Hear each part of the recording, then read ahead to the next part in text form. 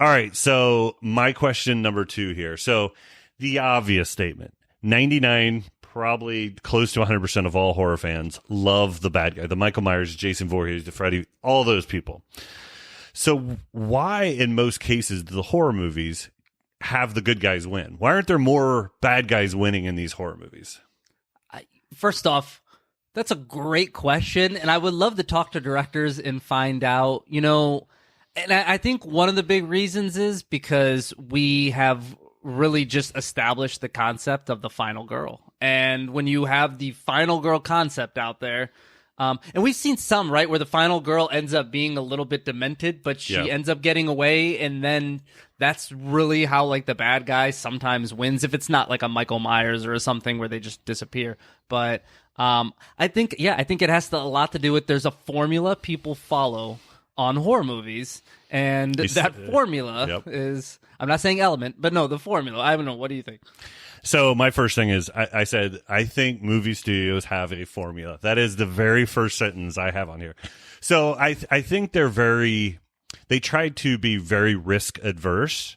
One. So they want to try to, having the bad guy win as a risk. And movie studios do not like risk. The other thing I think this is probably number 1 to all of it. They know me and you are going to go see the next Halloween, the next Freddy. What they're trying to pull is the normal day-to-day moviegoers, and they have an expectation of good triumphs or the good guy or the good feel at the end of the movie. Those everyday moviegoers don't want to see the bad guy win. We do, because we're the sycophants, right? So we're the people that are going to the horror conventions, do the horror podcasts, all that. We're going to go to the movie no matter what. I just think they're trying to pull others in. Yeah, but I mean, so that would make sense. Your logic makes sense, and I don't disagree with you, but that makes sense for the PG-13 horror movies that are out there. It doesn't make sense for the straight-to-video or... I think in those you see it a lot more, though. Well, yeah, but there's also way more horror that comes straight to video than that comes to... it's like the entry level of filmmaking. Maybe that's why I like found footage. Usually in a found footage movie... everybody dies, or like very few people, like nothing good generally comes. It's usually the shocking reveal at the end of that found footage. You're absolutely right. But think about it. It's called found footage. It's not called Kirk turned in the footage. So, which means nobody lives. I think maybe you have just uncovered why I'm a found footage fan. I think we just cracked the case.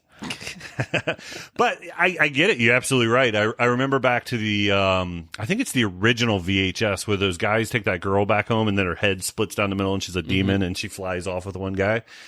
The bad guy, that was a cool scene. That was a very, very cool anthology series. VHS is one of my favorite. That's Siren. They actually made a full movie off that. Oh, they did. I didn't see the full movie, but is that same girl in it? Is that same girl in it? Exact same girl. She was perfect for that role. Right. So she's perfect, and it's called Siren. If you just Google it and watch it. Yep.